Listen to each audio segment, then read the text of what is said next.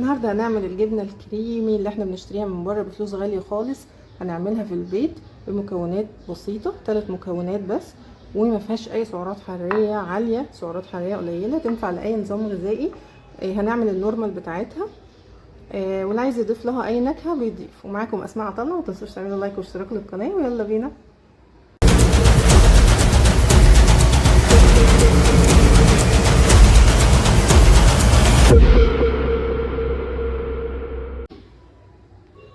هنحتاج كوبايه لبن، قطعتين جبنه قريش لانها خفيفه، وهنحتاج كوبايه زبادي، بس كده. هنجيب الخلاط بتاعنا، هنحط الجبنه، هنحط معاها كوبايه اللبن، وهنحط الزبادي.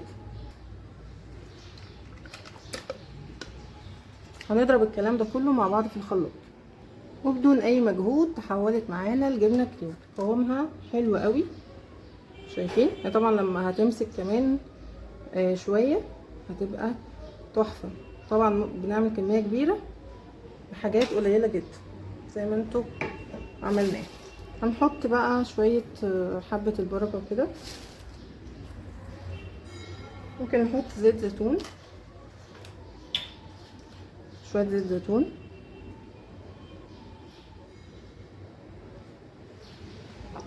ودي جبنه كريمي اللي احنا بنشتريها من بره بفلوس غاليه جدا.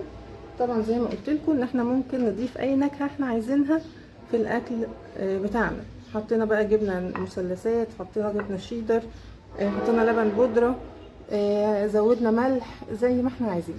ولكن دي النورمال اللي تنفع لاي نظام غذائي.